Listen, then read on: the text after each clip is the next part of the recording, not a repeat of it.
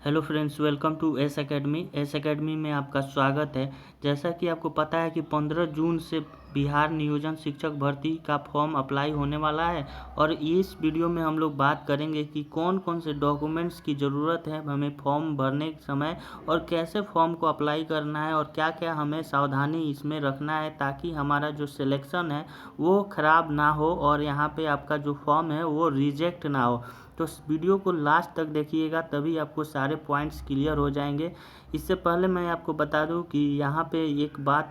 बताना चाहता हूँ कि जो भी अभ्यर्थी यहाँ 10वीं या समकक्ष की बोर्ड परीक्षा के मूल प्रमाण पत्र के आधार पर अपनी जन्म तिथि का सही सही उल्लेख करेंगे, अगर आप प्रमाण पत्रों से मिलान के समय यदि कोई भी भिन्नता पाई जाती है तो अभ्यर्थी की उम्मीदवारी रद्द कर दी जाएगी। तो ये बहुत ही इम्पोर्टेंट पॉइंट है, तो इसलिए वीडियो को लास्ट तक देखिए। और इसमें ये पॉइंट दिया गया है कि आवेदन पत्र में यदि आवेदक गलत आरक्षण कोटि प्रविष्ट करते हैं तो उनकी उम्मीदवारी रद्द कर दी जाएगी। अतः आवेदक पूर्णतः आश्वस्त हो लें और वे किस वर्ग अथवा कोटि से संबंध रखते हैं उसी से फॉर्म भरें।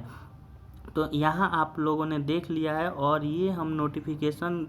को रेफरेंस कर रहे हैं। 2017 में बिहार टेट की वैकेंसीज आई थी, उससे जो भी हमारा डाटा आया हुआ है, इन्फॉर्मेशन है, इस सब कुछ इस वीडियो में डिस्कस करेंगे।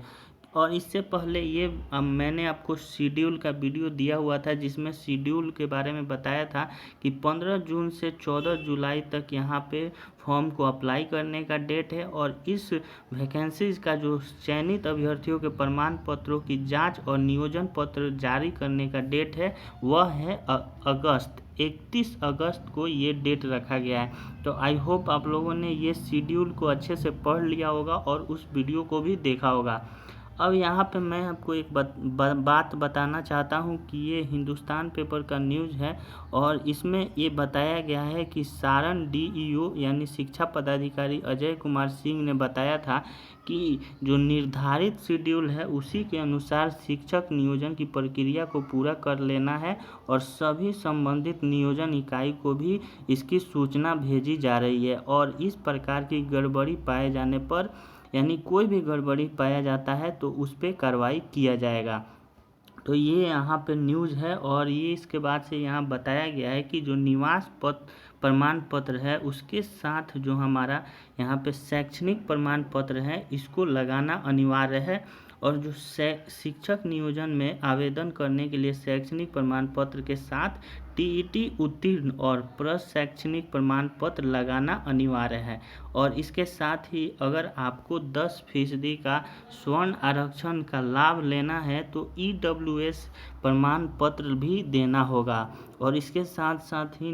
निवास प्रमाण पत्र देने का अनिवार्य कर दिया गया है और विभाग द्वारा निर्धारित प्रपत्र बाजार से खरीद अभ्यर्थी आवेदन करेंगे या फिर ऑनलाइन भी यहाँ पे देखा जाएगा कि ऑनलाइन सुविधा होती है कि नहीं। यहाँ पे ये भी बताया जा रहा है कि हाथों हाथ या फिर पोस्ट के माध्यम से आवेदन कर सकते हैं और यहाँ पे आवेदक संबंधित नियोजन इकाई के पास निर्धारित अवधि के अंदर आवेदन करना है और डाक से या फिर हाथों हाथ यहाँ पे आवेदन कर सकते हैं और टीईटी पास पूर्ण के नियोजक जो शिक्षक हैं नियोजन इकाई के आदेश लेकर छठे चरण की नियोजन प्रक्रिया में शामिल हो सकते हैं। ये तो रहा हमारा न्यूज़पेपर का बात जो यहाँ पे शिक्षा पदाधिकारी सारण के द्वारा बताया गया है। अब आगे हम लोग यहाँ देखते हैं कि जो हमारा प्रक्रिया है वो कैसे स्टार्ट होगा और किस तरह फॉर्म को अप्लाई करना है, ये सब कुछ देखेंगे। तो वीडियो ध्यान से देखते रहिए और अच्छा लगे तो इसे लाइक और शेयर ज़रूर कीजिएगा और चैनल को भी सब्सक्राइब कर लीजिएगा।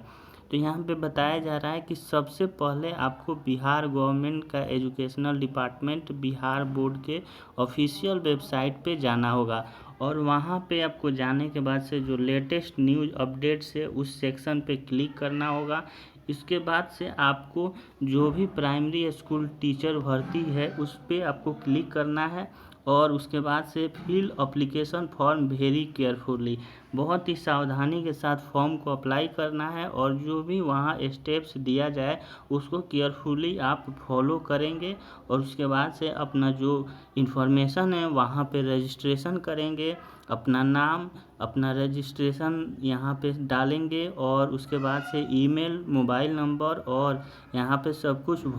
फॉर्म भरने के बाद से आपको फाइनल सबमिट करना है और उसका प्रिंट आउट करके रख लेना है ताकि फ्यूचर में अगर आपका ज़रूरत पड़ता है तो उसका इस्तेमाल हो सके।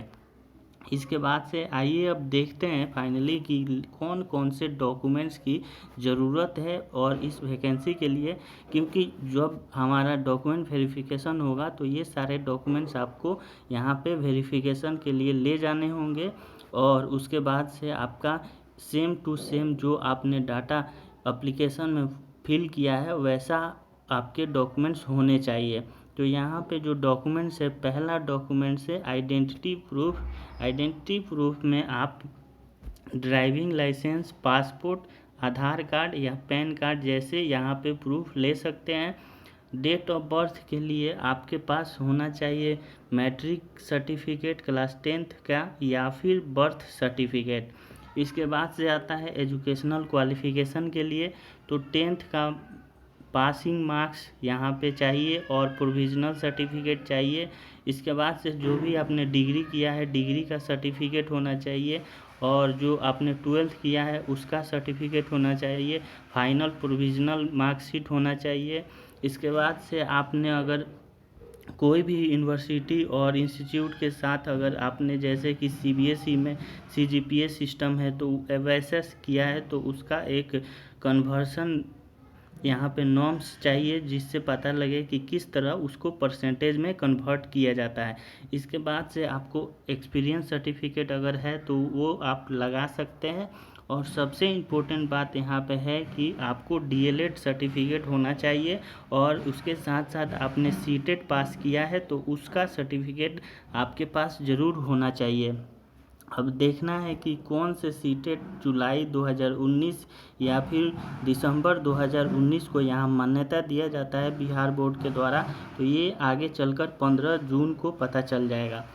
इसके बाद से यहाँ पे ओरिजिनल रिसीव, यहाँ पे एनओसी सर्टिफिकेट अगर आप कोई भी कंपनी या फिर ऑर्गेनाइजेशन में काम करते हो तो वैसा चाहिए। और एससी एसटी के लिए यहाँ पे एससी एसटी रिजर्वेशन कैटेगरी के लिए सर्टिफिकेट चाहिए जैसा कि गवर्नमेंट ऑफ इंडिया फॉर्मेट में दिया जाता है वैसा चाहिए। OBC non creamy layer certificate चाहिए। इसके बाद से यहाँ पे नॉन क्रीमी लेयर स्टेटस चाहिए ओबीसी के लिए और उसके बाद से अगर आप पीडब्ल्यू हैं तो पीडब्ल्यू के लिए यहाँ पे सर्टिफिकेट चाहिए और एक्स सर्विसमैन है तो एक्स सर्विसमैन का सर्टिफिकेट होना चाहिए।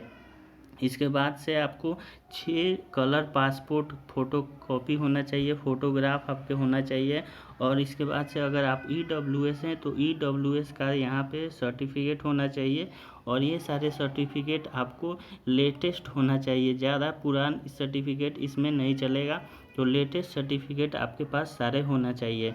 तो ये रहा हमारा जो भी सर्टिफिकेट डॉक्यूमेंट्स चाहिए फॉर्म को अप्लाई करते समय, इसमें हम लोगों ने देखा। और इसके बाद से अगर आपको कोई भी डाउट है तो आप कमेंट करके पूछ सकते हैं और आई होप आपको वीडियो ज़रूर अच्छा लगा होगा। वीडियो को ज़्यादा से ज़्यादा लाइक और शेयर करें।